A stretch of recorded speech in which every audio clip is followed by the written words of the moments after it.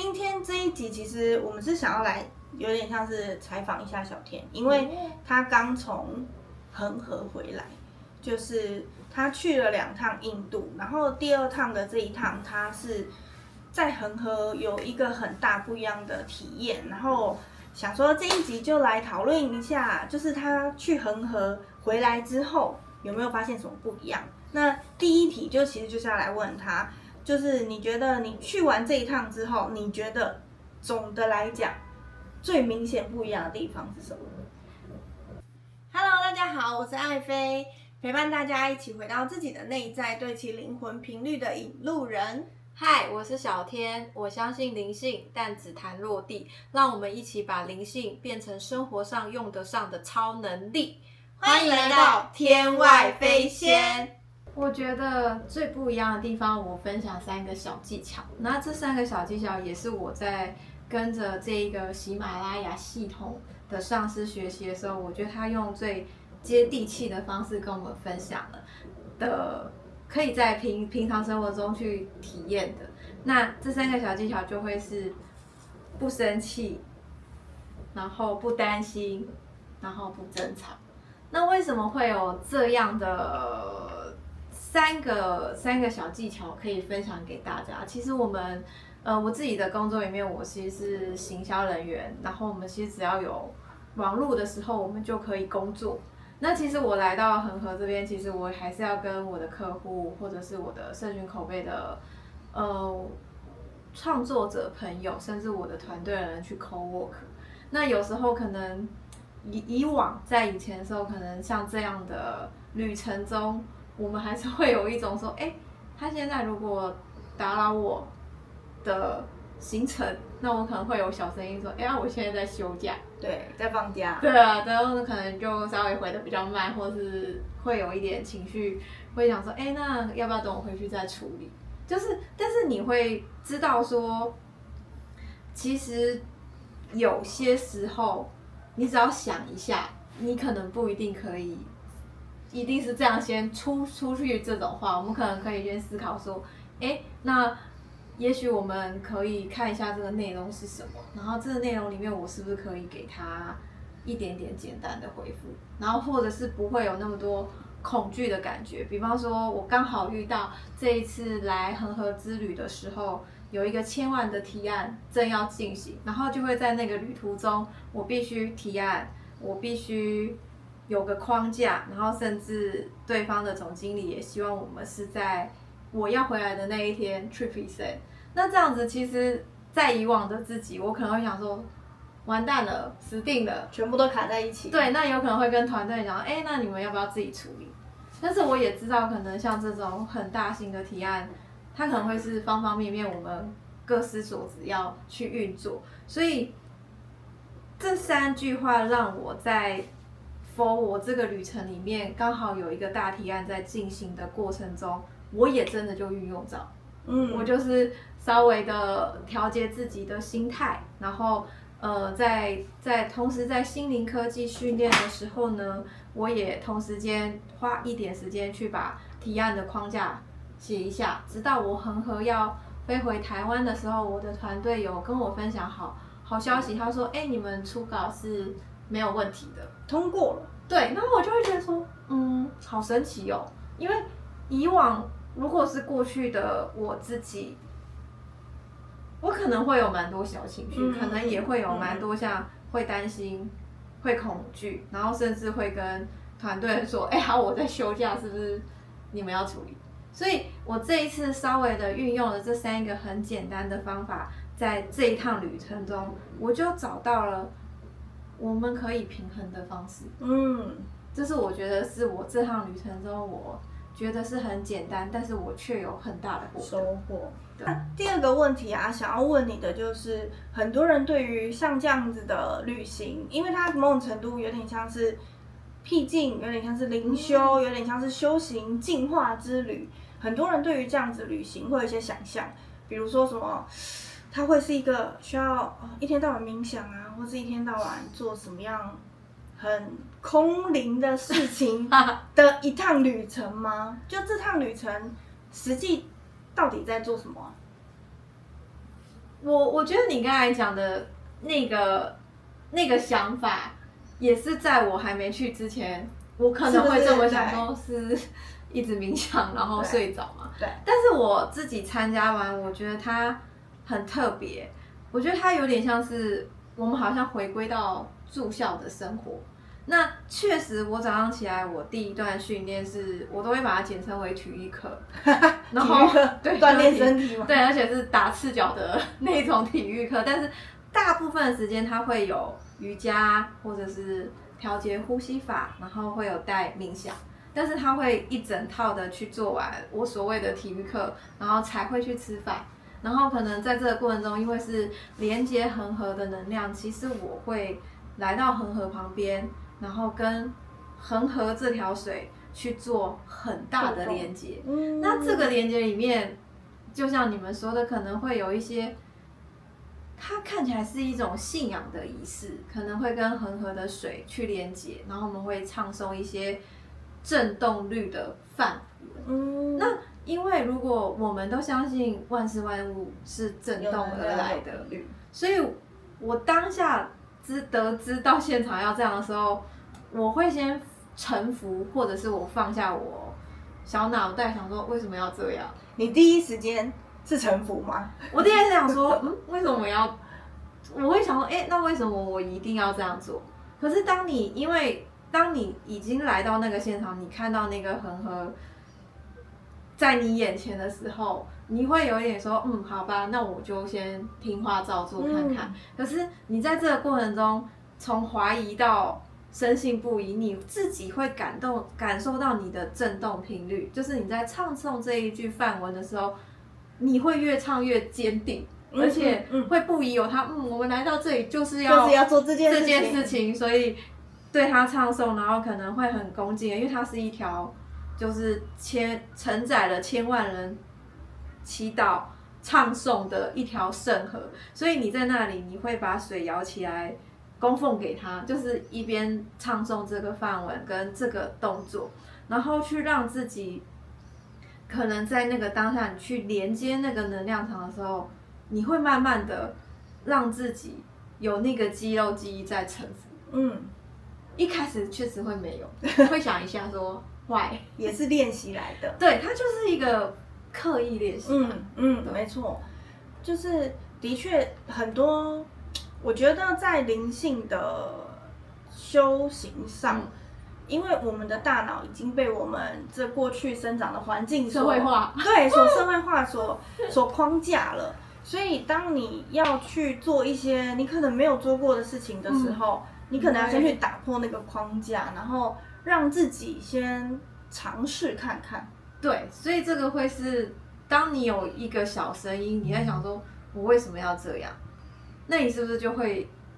你自己跟自己在拉扯？对，也就是你跟自己在争吵。对，所以我们就会回归到说，我们应该先学会不争吵的方式。所以不争吵其实不是跟别人而已，跟自己也是不争吵。对的想法，你过去的想法，你过去的限制型信念。跟你当下吸收了一个新的知识的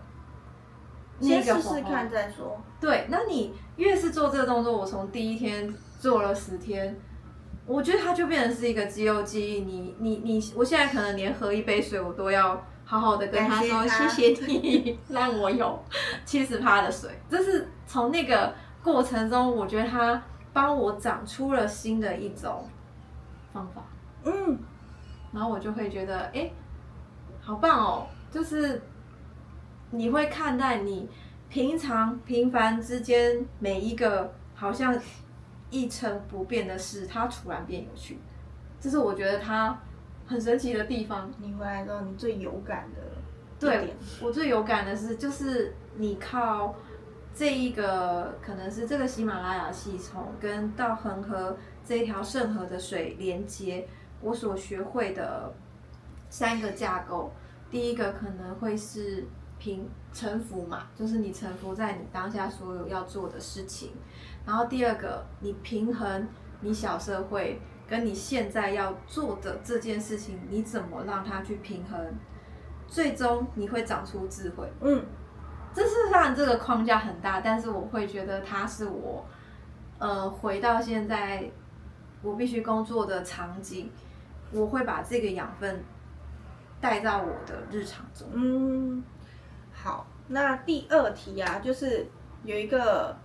我们也很好奇，因为虽然就是我们平常也是有在做身心灵的自我探索训练服务，但其实因为我们对于恒河它是一个非常不了解的状态，因为可能领域不一样，所以就是都不会去没有太多的涉略，所以其实我们常常会想说，那恒河会不会就是那个印象中刻板印象，大部分的人对它既定的印象，它就是会是你要去恒河要净化，那是不是要泡在水里？那个水是我脑海中那个水吗？尸体一起的，就脑海中是那个他们都会把尸体烧在河里，然后洗衣服什么的那个水吗？好，其实那个地方就是电视上提及的那样的地方是存在的，但是我这一次是去到有点像是喜马拉雅这边水流下来，就是恒河的源头。我是来到那个很山上吗？对，蛮山上就是喜马拉雅山脚下，然后在那个恒河的源头去做一个这样的仪式。那这个仪式里面，它可能会一样会有一个我们心中的期待，就是那个期待会是说，我可以重生，我可以获得净化。那我来到这里，我是大概在2个，除了我的饭店旁边的恒河水之外，我们去了2个很重要的点，一个是瑞士凯斯，然后第2个是哈里瓦。那听起来超难，反正就是在上游，所以上游水其实是很干净的，就是很清澈，就是超级清澈，没有我们在刻板印象里面看到的那个地方，但是那可能是在下游处。那所以我们在那里做这个仪式的时候，其实会让你觉得很特别。那我举例，可能我在瑞士凯斯那边，它其实就是山河的交界处。那这个地方有一条是隐形的河，就是你会从上面看不到，但是它一交汇的那个地方断点里面，那个颜色是很明显的。它有3个水流的意思吗？对，然后千万年，很多人都在这里，可能这样下去起来，就是有进化的感觉。然后这里会有一个就是印度的神话故事，那这个神话故事其实是会跟须拔这个神，稍微我自己的解读是跟它有一点连接，就是恒河它是一个圣河，就是天上神的水，然后它要流到人间的时候，因为那个祝福的力量很大，我们可能在人间没有办法马上接受到这个祝福，所以会透过须拔的头发，然后把这个水带到承接下来，对，带到这个凡间，然后让我们地球上的人，人间这边我们都可以获得这个祝福。所以在这个过程里面，我们可能在第2个就是从这个恒河的水连接到平原处，就是我说的这个哈里瓦这边，它会有很多宗教仪式，好像早上跟晚上都会有，然后会有一个阶梯那边，就是会在那里唱诵须拔的咒语，就如我刚才讲的，我们可能梵文的咒语，对，就是你要连接，因为它是跟须拔蛮有相关性，所以我们会在这个能量场跟它做连接。那须拔我们自己可能会知道的故事里面，它就是有毁灭，然后重生，所以我自己的稍微比较理性的逻辑就会觉得说，我们为什么这样下去起来，它会让业力被调整，因为它就是这样起来，有一种被净化的感觉，然后你一起来，你就觉得好像对被洗涤过了，对，洗涤过你就重新格式化。我是用透过那个地方的能量，对，我还是用一些比较理性脑的角度去思考，为什么上师们带我们去做这个动作，但是它有这一个能量，因为这个重点是恒河有这个能量场。那如果我们对于世界或是宇宙的理解，我们知道万事万物都是频率共振、能量场共振而来，才让我的脑袋可以认为说，我从千里迢迢飞到这里是有意义的，是有意义的。为什么全世界80亿的人，我听到这个讯息，我相信这个讯息，所以我带着怀疑、恐惧，不管怎样，但是我还是来做这件事情。这是我觉得真的好像你自己去行动试过，你会拥有那个智慧，可能不会说哦，我看电视他说的是这样，我吸收，但是我没有去任何行动，我就认为那是那样子。真的是行万里路，要实际的去体验的感觉。对，你走出那一步去看，你就会有收获。所以我蛮好奇的哦，就是那在那个进化的过程里面，就是你的因为如果用一般人的感受去感受那个浸泡站起来吗？对，到底是什么样的感觉？因为我有看到影片嘛，然后其实大家就是一起会浸泡下去，然后又起来，浸泡下去又起来。那个当下的真实感受是什么？当下当然还是就是小人类的感受，因为10到15度啊，你就只有穿一件，哇靠，真的超冷。就是你第一个下去，就是他们会老师或是 master 们会下去了，有告诉你说步骤是怎样，然后其实我们会在那里连接这个能量的时候，我们会设定我们的心愿，我们的意图。所以是先设定好意图才下去做这个仪式。对对对，就是你要跟这个能量场连接，你可能先跟他打招呼说嗨，我来了，那我有什么样心愿嘛？那我也为你祈祷说感谢你在这里，所以你会带着你的心愿来到这里，然后你来到这里，你下去之前就很像在跟这条河许愿的感觉。那你下去，我第一个起来的瞬间，我还是觉得蛮冷的，就是怎么那么冷？但是你一次就是至少你千里迢迢来，你可能至少要做3次吧，就是基本的，你才会有觉得被净化。对，我第2次下去的时候，在那个3河交汇处，其实我第一次感受到水下的声音，它是很平静的，就是我用理性来思考这件事情啊，它是很安静。那你刚才是不是带着你的愿望下去？你下去的那个瞬间，因为很平静，你突然你听得到你的脑袋或是你心里面的声音。那你起来的时候，因为我真的蛮怕冷的，所以我才下去3次。所以第3次的时候，你又听到那个很平静的感觉，你起身之后，它有一种你的愿望被听到，所以大部分的人起来之后，他们都是很开心的。你说表情？对，一开始可能都是我们小人类的脑袋在说，真的蛮冷的，我踏一下，这个好冷哦之类的。然后全部人做完之后，我们的老师们，就是上师们，他带着我们做了一些给予的力量。我们可能在那个瑞士凯斯这边，我们做完这个动作之后，我们有去喂鱼，然后那边的鱼都看起来很吉祥，然后我们也是对这些鱼给予祝福，因为我们祝福了它，所以它来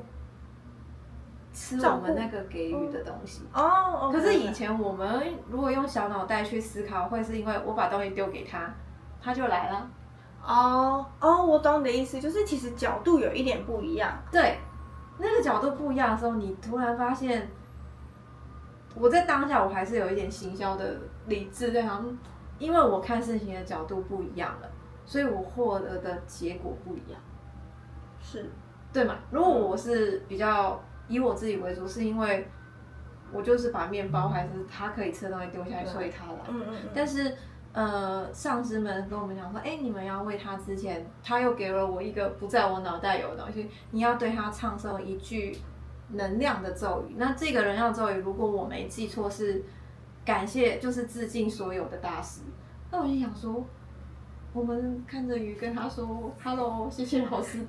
你会想说为什么？但是因为你在那个当下，因为你被浸泡过后，你是有一种可以吸收更多，你很像一个海绵，你可以重新吸收很多的时候，你说那试试看，然后他就来，他就吃得很开心，然后你就突然心情变得很美丽。哦，对，有一种你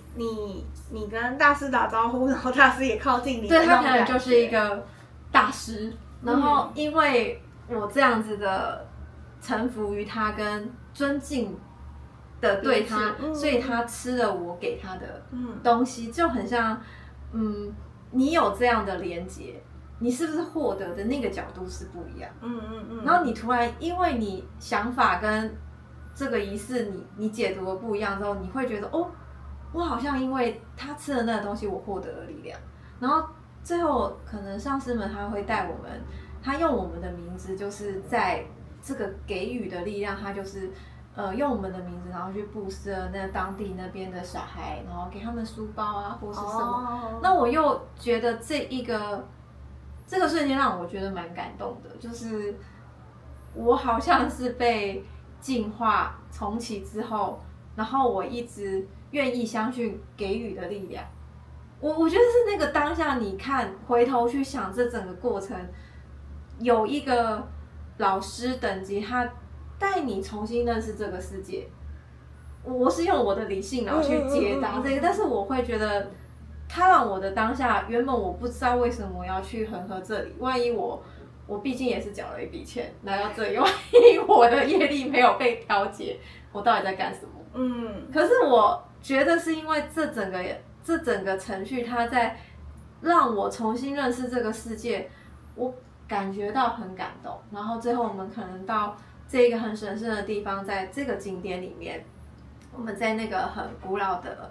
那个神庙面前，我们坐下来冥想，去感受你刚才这整个过程，或是重启的过程，你心中里面的智慧是什么？所以这又会加深我对于你臣服了你现在看到的东西，你臣服了上师们给你的教导，大师们给你的教导，所以你愿意跨出这一步去听话照做。然后你因为听话照做，你内心去听自己的声音，我以前好像不觉得这件事情这样做是好的，可是你停止跟自己比争辩，你真的去感受说，如果我这样去看待世界的角度，我的智慧就起来。这是我会觉得它是一个我们用比较逻辑脑理性的去思考，它对我来说是蛮好的。所以在很多时候，其实我们学会不争气、不担心、不争吵，其实它会是我现在做很多事情的养分。那如果像这个点，我们又来到第二个在哈利瓦这个点里面，它就是恒河开始要进入平原你刚刚说对，然后这边其实我们在过去的路上，我们就会看到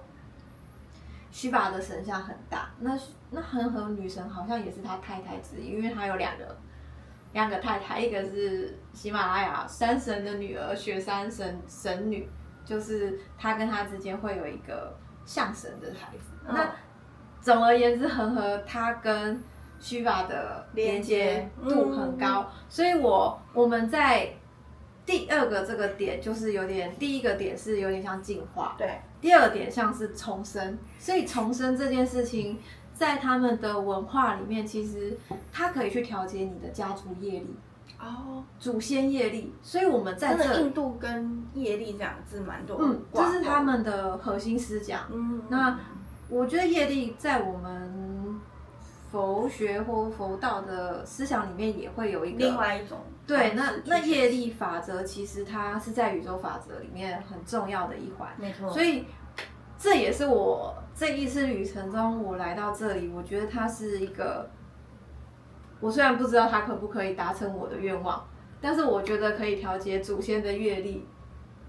我觉得很重要。那为什么我突然 get 到这个感觉？是因为我今年很觉得做很多事情，灵性财富是很重要的。那灵性财富它是怎么来？其实是你看世界的角度。好，以前我也会有小我的心态去思考说，我的祖先好像，或者是随便讲，可能我们会看到我的父母可能没有对我这么好。我为什么要去尊敬他，或是拜他，或是他，或是对对对，因为或者是孝顺、供养之类的。对，可是我这一次真的是获得到这个臣服的力量。其实他的意思是说，你的祖先或者是你的父母，他给了你生命，所以我们臣服在这件事情。但是所有东西不是来自于他的行为。你到底有没有臣服说，你今天拥有这个生命，其实是你累生累世的父母亲，这就是你的祖先，他给你的。那这是我在那个心灵科技旅程，我会这样称呼我现在所学的这些东西，它是有科学根据的。你开始去调节你现在这个想法，你臣服了，因为他给予你生命，所以你把你现在有的，你很感恩的去谢谢他，他就会给你。所以我在那个地方，我们其实连接了很多这样的仪式。所以其实我觉得这样听起来啊，就是这个不管是进化，不管是从上游那个山流交汇处到中间平原，有点为平原的。其实我觉得好像有一个很大的概念包围在感恩这件事情。就是好像感谢，因为就算能付出，也是值得感谢的事情。我觉得好多东西都围绕在这个感谢。那我们怎么启动我们感谢的力量？在那前面，我觉得最大的智慧就是你臣服。你有没有臣服？现在你新抓取的这个知识、这个角度、这个观点，然后你愿意放下你的小我，你先尝试练习做1次、2次、3次，那你就会发现，这个角度我为什么以前没有试过？所以我会觉得它是一个信仰的力量，那或者我们可以称它，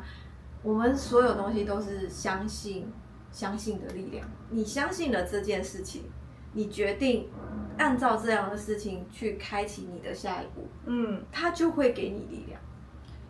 就是我觉得其实光臣服这件事情，我们可能又可以再拉一批来讲，因为太多东西跟臣服会有关，跟相信有关，跟信念有关。但那我想要就是比如说总的来说的话，如果要收拢回来的话，就是这一趟灵性之旅对你来说，你觉得